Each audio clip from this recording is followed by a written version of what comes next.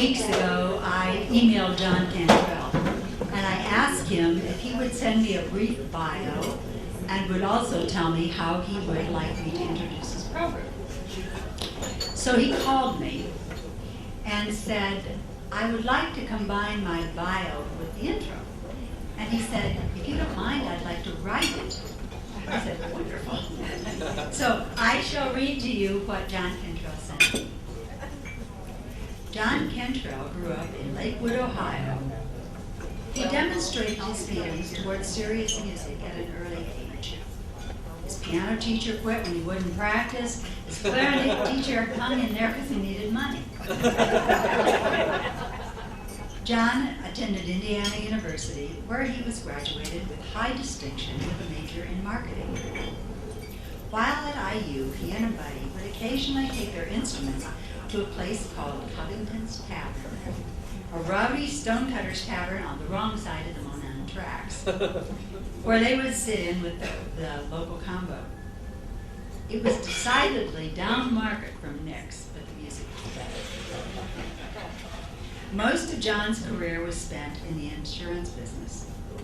While living in the Seattle area and managing Hartford Life operations in the Pacific Northwest, John wrote several rarely performed songs. Among them, My Gallop and Triolala, and The Aroma of Tacoma.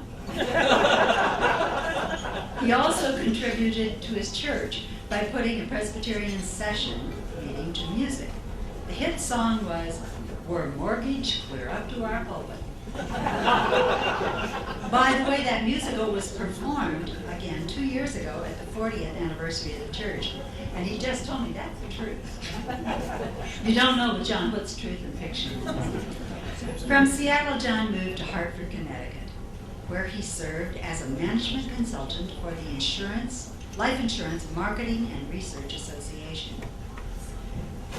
While there, he created an anthem for the Trade Association by putting special words to the Mickey Mouse song.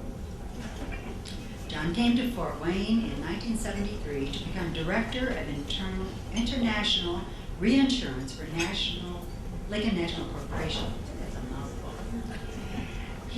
His work paid well enough to support his writing habit, and he wrote a number of songs with observations on life at Lincoln, including When They Closed the Harrison Street Door, and on the occasion of some changes in employee benefit plans, I can't afford much more improvement.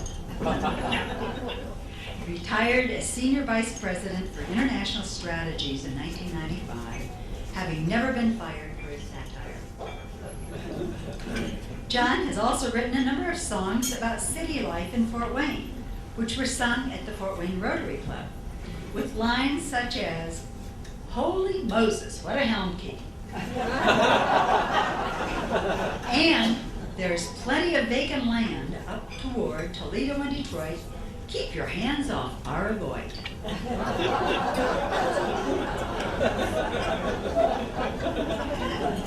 John is married to Cindy, who has put up with this nonsense for almost 50 years.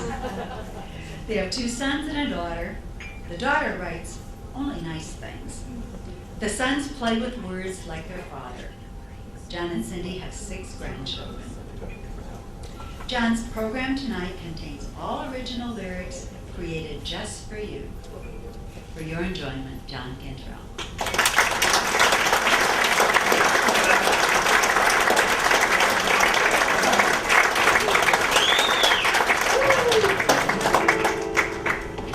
Oh, in politics, there's nothing that should shock us.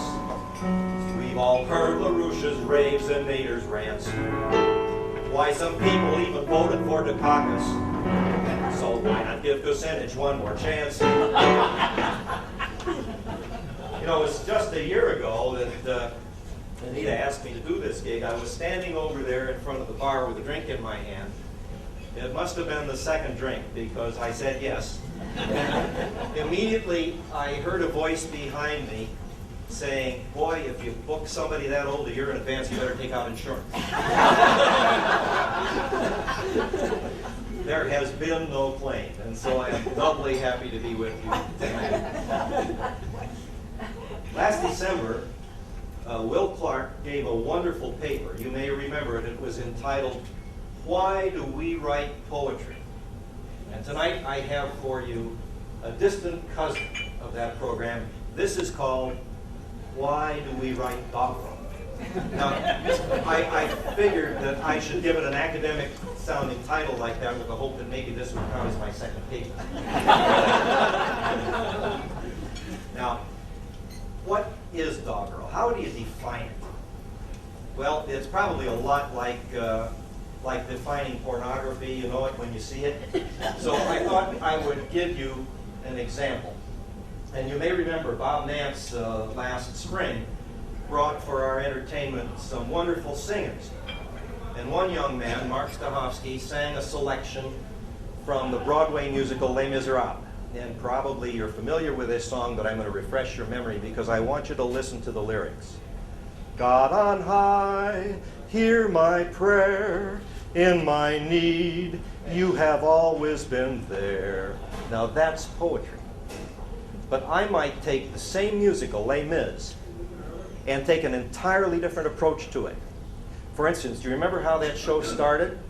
The opening number, look down, you know what dogs will do. Look down, you'll get it on your shoe. Now, that is doggerel.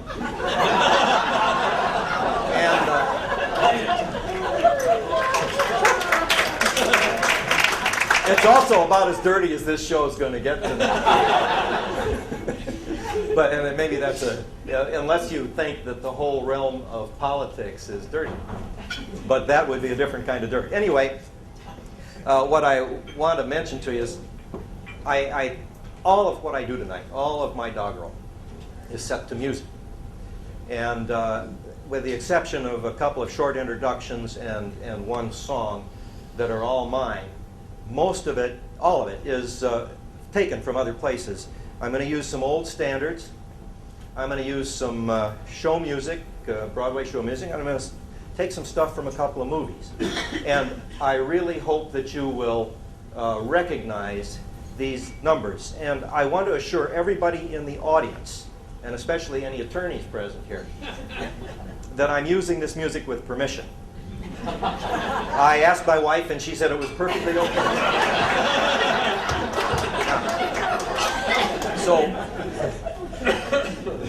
So it's time now to get into politics. And to do this, I need your help. I need the help of everyone in the room because I want you to completely relax. I split an infinitive there, I'm sorry. I want you to relax completely. And let your imagination run free. We'll start out by saying that these chairs that you're sitting on, the chairs right now, those are magic chairs. Those chairs can take you anywhere you want to go and any time you want to go to, time and place, just like a magic carpet. Okay, so let's use that facility. I'll tell you what, let's go forward to this coming January. As a matter of fact, let's go to Washington, D.C. And it's Inauguration Day. Let's see if we can find George Bush. It's early morning. Why, there he is. He's in the shower. And he's singing in the shower. Now, come on, this magic chairs. We're going to go into the bathroom with him, stay on the outside of the shower curtain. We're going to go into the bathroom and see what he's singing in the shower.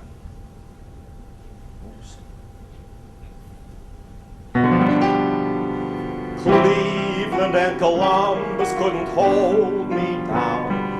I went after voters in the smaller towns. Beautiful Ohio turned out to be the key. It's back to the White House for me. Well, it's a little steamy in the shower. So let's get out in the open air and see what's going on during the day. Now, you've all heard an inaugural address, I'm sure, so we'll skip that. And you've all been to parades, and we'll skip that.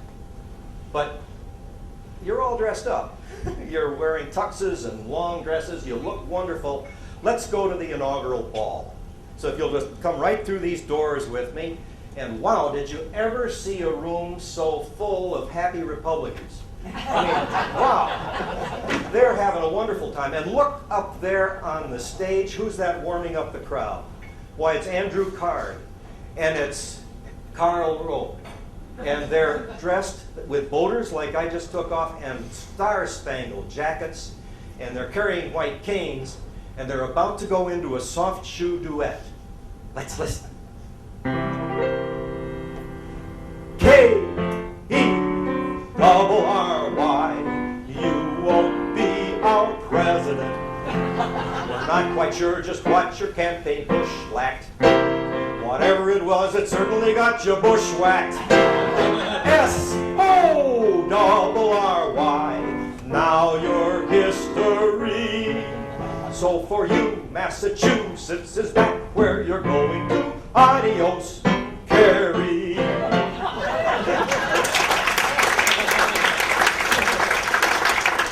Hark, I hear the sound of ruffles and flourishes, and I hear the strains of Hail to the Chief, and out of the wings comes George W. Bush, striding out with Laura on his arms, and the twins following, and one of the girls is sticking her tongue out at somebody.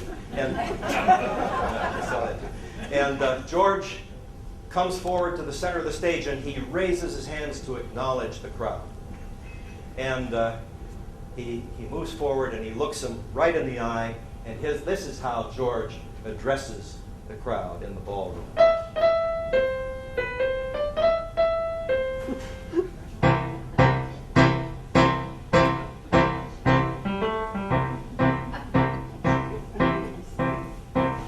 Step up close so you can see my grin. And all that jazz carries toast. I always knew I'd win. And all that jazz, it's my parade, so you can man the floats. I knew I had it made, I knew I had the votes. And as the last resort, we have the Supreme Court and all that jazz. Understandable, I'm so brandable in campaigning, so glad-handable, I'm so likable, I like hikeable, and I'm oh so respectable, so re-electable.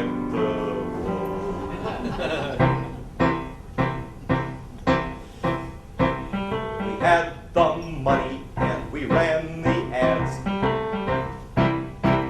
and all that jazz. Nothing funny like those hanging chads and all that jazz. I don't get nervous when the market dips, and I'm not like Daddy, so don't read my lips, cause you won't see W betting all his chips on all that jazz. Nominatable, highly rateable, and we now know vindicatable, not deposable, not disposable. Oh, it's oh so enjoyable that I'm employable.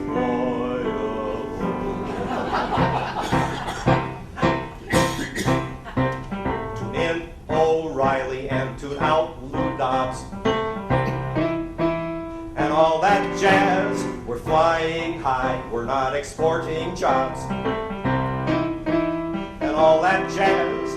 We fought Iraq, a military rout. Now I need 4 more years so I can get us out. Oh, it's so plain to see how much you all need me and all that jazz.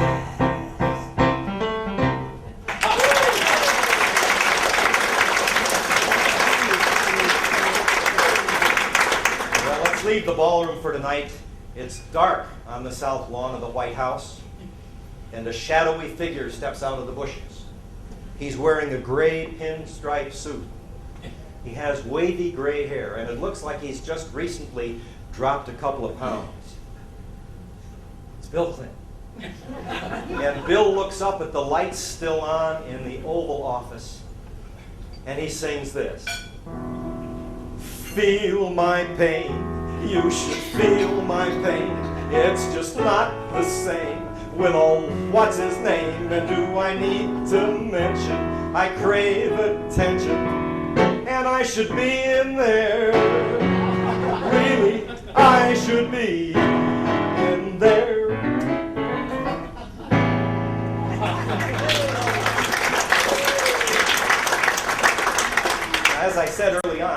when Anita approached me to do this thing, I was standing over there with a drink in my hand, and I probably wasn't being as analytical as I should have been, because it didn't occur to me that the election would be over before I was doing this program. So I found myself having to write for both outcomes. And rather than leave all that material on the cutting room floor, I thought I'd share it with you in the form of outtakes. You know, like when you go to Blockbuster and you rent a DVD, you get the movie you wanted, but you also get outtakes. Well, these are outtakes. So I need you to suspend your disbelief and imagine that the election had gone the other way. And you know, this is possible. I mean, Paul Helmke told us on Friday that if only 70,000 votes in Ohio had changed, John Kerry would have been president-elect. So it's not unthinkable. So suspend your disbelief. Now we're going to go back to Washington. And we're going to look for John Kerry. Where do you suppose he'd be? Well, it's early in the morning on Inauguration Day. He's in the shower.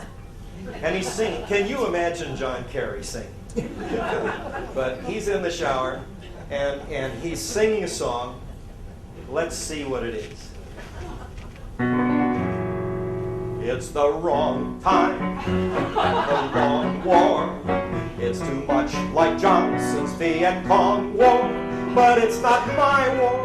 Oh no, it's George's war. And that's all right with me. It's the wrong place for the wrong war, and it's turning out to be a long war, but it's not my war. Oh no, it's George's war, and it's very steamy here in the bathroom, and it's fogging up my glasses, so let's drop that one and get out. Let's get out into the sunshine and see what's going on in the day. And you know, we've been to the ball. Let's go to the parade this time. Let's see what's happening and getting ready. Oh, I notice right over there in front of the Willard Hotel, there are a whole bunch of people gathered waiting for the parade to come down Pennsylvania Avenue. And song after song is coming up from this group. Let's see what they're singing. And now it's Kerry, Kerry, smart as any man can be. He'll gather every fact before he'll act. He's so wary. George Bush was very scary, even with his Yale degree. But John has so much there under all that hair. He's the brain for me. Kerry, Judge John Kerry. I'm so nervous when I think about the war. Suspend it, then end it. I just cannot take it anymore.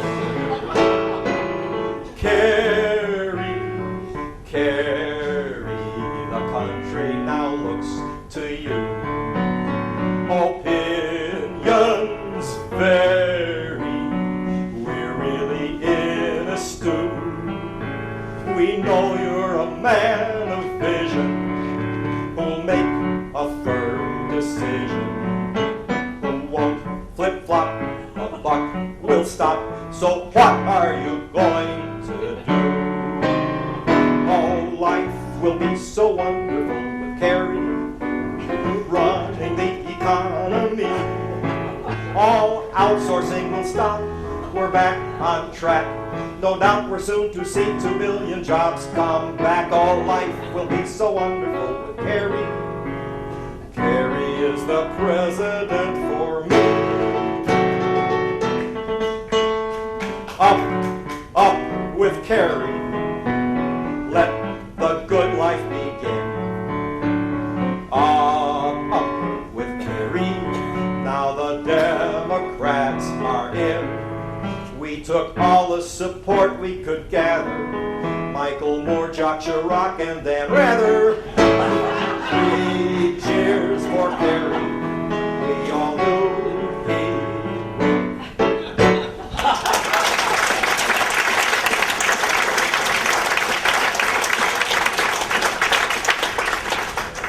Meanwhile, back on the south lawn of the White House, a distinctly sadder event is taking place.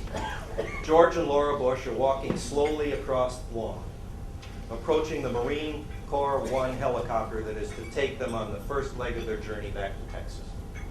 And George reaches the door of the helicopter, and he turns around and he looks wistfully back at the White House. And then into the eyes of the small group of supporters and White House staff that have gathered to say goodbye. And George feels he should say something to them, and so it comes out like this. Somebody else is taking my place. Can't figure out how I lost this race. Edwards is brainy, but nothing like Cheney. And life without Ashcroft will be hard to face. In no time at all, I'm sure you will find that some little child has been left behind.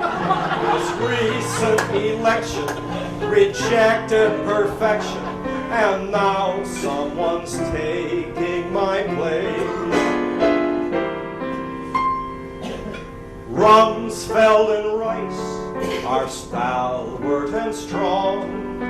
Powell and Ridge work where they belong. We made no error in warring on terror. How could we lose when we've done nothing wrong? Osama's in hiding, Saddam is in jail. War is subsiding, so where did we fail? We fought for justice, so why don't they trust us? Yet somebody's taking my place. Somebody's taking my place.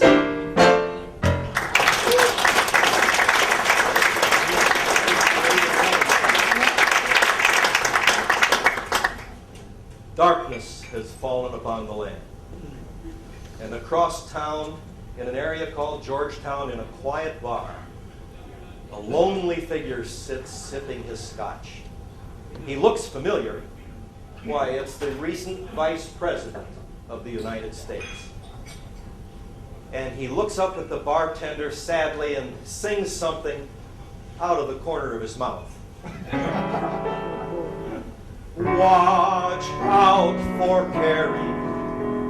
Start mopping your brow. Good grief, it's Carrie. We'll survive, but Lord knows how. Republicans feel pretty crappy, but at least Kofi Annan is happy. Good luck with Carrie, 'cause we'll need it now.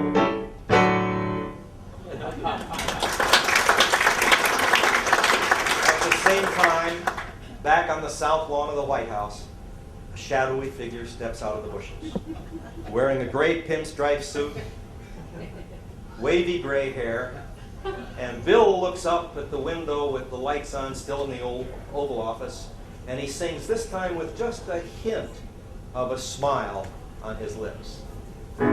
Hillary, yes, with Hillary, I'll be back, you'll see, thanks to Hillary. I know you're waiting for me, you all adore me, and I'll be back in there. Someday I'll be back in there.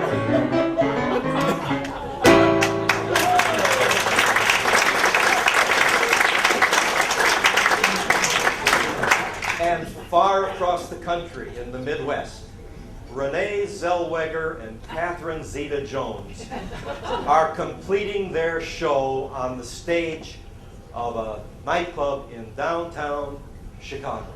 And they're in their final number. Let's see if we can't just get close enough to pick up part of it. You can eat, drink, and be merry, though the country's deep in hock. You can even vote for Kerry and still stay in Iraq. And it's good, isn't it grand?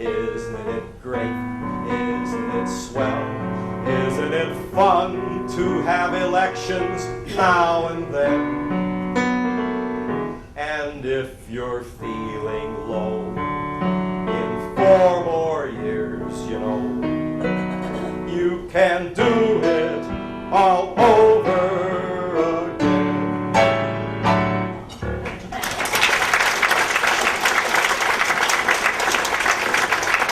Hey, how many of you guys have ever been to a cabinet meeting? I mean, real honest-to-goodness presidential cabinet meeting. I know I have not. But we're sitting here with these magic chairs, and so we can go. So it's Washington. It's the first cabinet meeting of the new administration. Now, you can picture this because you've probably seen it on television, the long mahogany table. And President Bush is sitting about halfway down on one side of the table, and all kinds of the cabinet, you know, is around the table, and the administrative assistants and all that. And immediately to the right of the president is the new Secretary of Defense. And he looks a lot like Sylvester Stallone.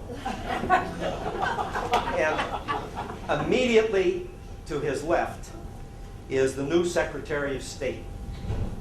Well, that's not Condi Rice. It looks like Don Knotts. You remember Don Knotts? Steve Allen used to ask, "Are you nervous?" He said, "No, no." Okay, so anyway, the Secretary of Defense rises to present the first issue, and he does it in the form of a question. But then he, like a good executive, he answers the question himself. And it goes like this. How do we solve a problem like Korea? How can we help the world maintain its calm? We've really got to handle North Korea, 'cause like it or not, they've already got the bomb. They won't defuse or ever refuse to use it. How do we know just what they might have planned? So face it, if you will, we can't trust Kim Jong-il. No point in drawing lines across the sand. We've got to drop the bomb on North Korea. How can we make the UN understand? Well, the Secretary of State is enraged. He leaps to his feet. He jumps up on his chair, and he responds. We don't really have a problem in Korea. We cannot attack, we've got to pull back the trench.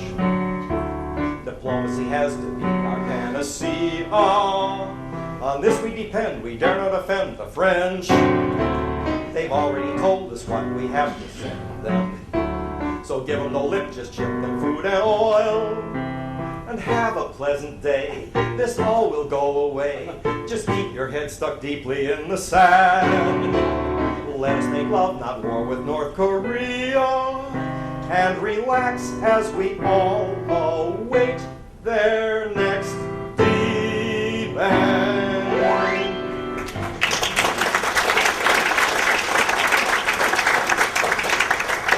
Maybe that's enough from the news pages right now. So let's have an editorial. And to do an editorial, I think we'll use our magic chairs and we'll leave Washington and we'll come back here to this very room. Now, first I was exposed to politics, I think, when my mom brought home a little electric sign. It was about this long, about this high, had a glass front with a red border around it and a blue background, and it had white letters on it. And when you plugged it in, it said, "We want Wilkie."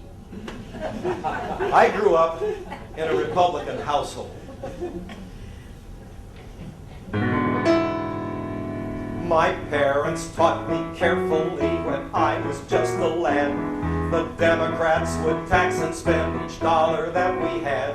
But now I find Republicans are every bit as bad. The pork is spread so lavishly, it really makes me mad. Oh, any way you look at it, the deficit's gigantic. We must cap the biggest gap this side of the Atlantic. The rules of good economy are more than just pedantic. Last session of Congress left me absolutely frantic. Hum diddle diddle diddle hum diddle da. Hum diddle diddle diddle hum diddle da. The way that Congress spends, my friends, it's time that we awoke. They cover up the gravy train with mirrors and with smoke. There's no financial discipline, the budget's just a joke. They spend, and in the end the country's going broke. Oh, any way you look at it, the deficit's gigantic. We must cap the biggest gap this side of the Atlantic. The rules of good economy are more than just pedantic. This last session of Congress left me absolutely frantic. Hum diddle diddle diddle hum diddle die, hum diddle diddle diddle hum diddle die. Though bird of West Virginia may be called the king of pork, that rainforest in Iowa's what really popped my cork. Those silly local projects really go against my grain, especially since they never seem to butter up Fort Wayne. Oh, any way you look at it, the deficit's gigantic. We must cap the biggest gap this side of the Atlantic. The rules of good economy are more than just pedantic. The last session of Congress left me absolutely frantic.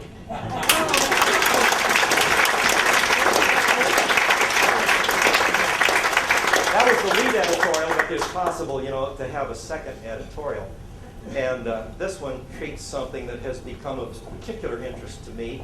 And so I'll offer it to you in the form of a protest song, because no program like this is really complete without a protest song. And there's always the possibility that some of you will kind of agree with me on this. And so, when the Congress is in session, don't relax, 'cause they probably are messing with your tax. Soon your shelters are forbidden, little increases are hidden. You all know that I'm not kidding, them's the facts. Yes, the tax code is both cumbersome and creaky, but there's one part that I think is super sneaky. The alternative minimum tax takes money our government lacks. We all should pay taxes, I'm sure you agree. So in pursuit of fairness, we have AMT. But something's gone wrong when it hits you and me. The alternative minimum tax. The alternative minimum tax. Designed by congressional hacks. It first was no problem, but now it's gone bad. It took every other deduction I had. There's no way around it, it's driving me mad. The alternative minimum tax. The alternative minimum tax. Oh, please get this thing off our backs. My poor Schedule A isn't doing so well. How long till we taxpayers rise and rebel and tell IRS they can go straight to... I'm getting a little carried away here. I'll try to be good. The alternative minimum tax. The alternative minimum tax. Oh, please get this thing off our backs. It was aimed at the wealthy, but now there's a glitch. It's falling on me and I'm not really rich. We've got to get rid of this. I really have some strong feelings about this issue. And I sincerely hope that our Congress in its infinite wisdom will see fit to eliminate for all of us the alternative minimum tax.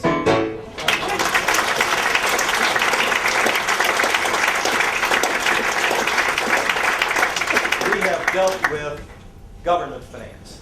And so now I'd like to take a look at corporate finance, because companies really do some funny things with their money. I mean, like move to Philadelphia and pay more than $100 million to put your name on a stadium. So,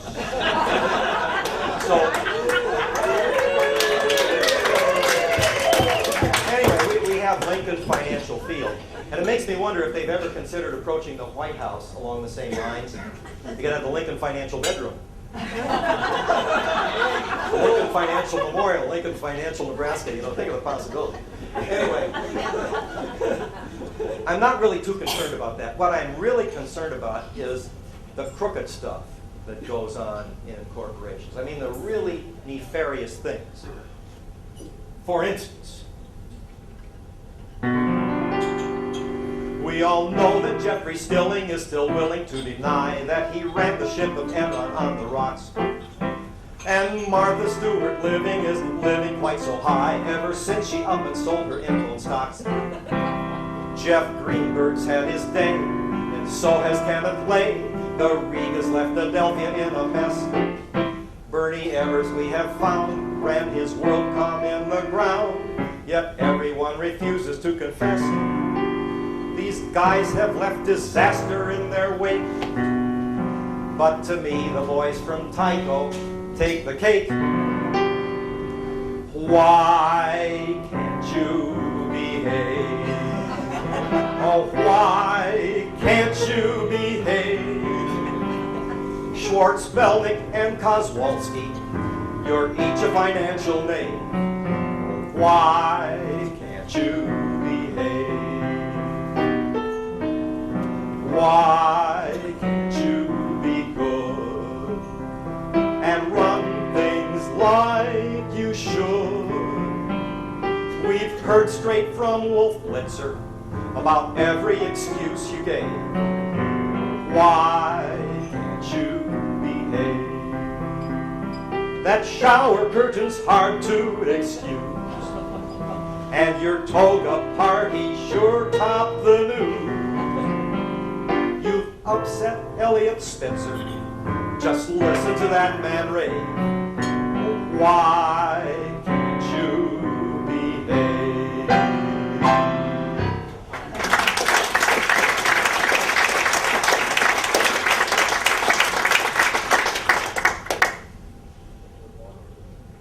You know, those shenanigans like that are not limited to the United States of America. That very kind of skullduggery goes on overseas. I mean, think for a minute of that giant Italian dairy company. You know, they have a lot of business here in the United States, but it's truly an Italian company. You know who I mean. Parmalat, Parmalat, you flaunted what the law allows. Parmalat, Parmalat, you've been milking more than cows. Just where did you let all that money go to? You claimed you had accounts when you did not. Just think of all the people you brought woe to at Parmalat. The auditors can't find out where it went to. Your CEO just tells us he forgot. The company's gone to pot. Your stock is not worth squat. We're picking up the pieces of what once was Parmalat.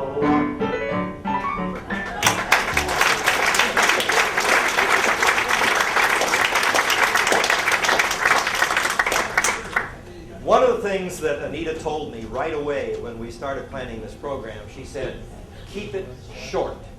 She said, if you let it go too long, people will get drowsy.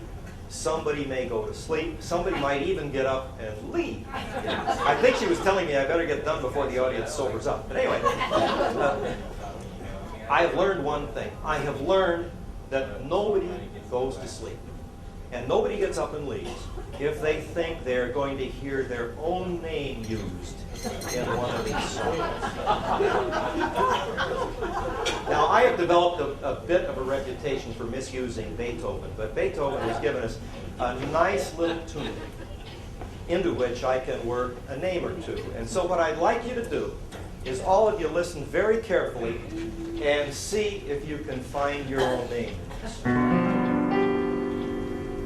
Borny, Borgman, Baldus, Barrett, Harris, Heine, Haseki, Boyer, Boyer, Beatty, Bennett, LePanstuff, Logan, Lehman, Lee, Goldner, Goldner, Gephardt, Gabbard, Guerin, Gilmore, Clough, Recast, Floria, Feiner, Ferrier, Fraser, Townsend, Lurch, Leon, Latz, Monahoon, Melch, Bridges, Bonsim, Chapman, Callison, Keller, Camish, Kimbrough, Colvin, Krull, Chris, Cosby, Ferguson, Banda, Murbach, Busker, Bullion, Rogers, Richard, Ruffalo, Shuttleworth, Crane, Sturgis, Strassen, Sheldon, Sweet, Mastrangelo, Daniel, Parkland, Mathis, Barker, Nance, Jacobus, Moss, Marine, Teeter, Taylor, Shopshed, Schaefer,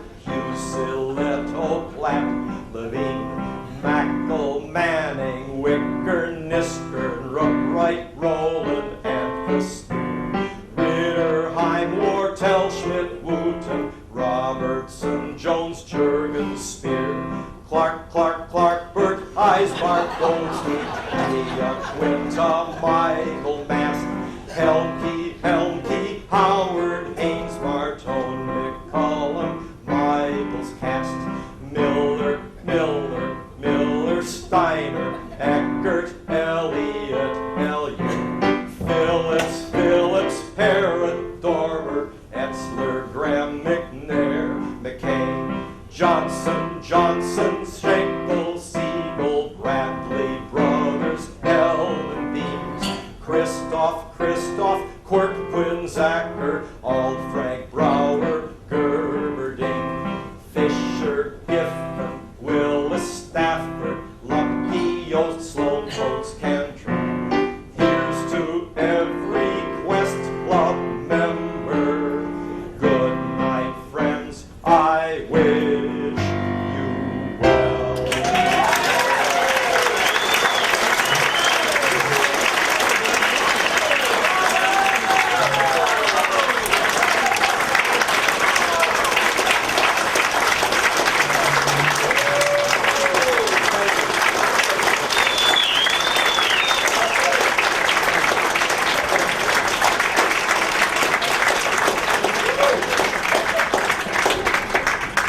Thank you, John. That was absolutely marvelous. And don't you think he deserves credit for a Quest Club paper?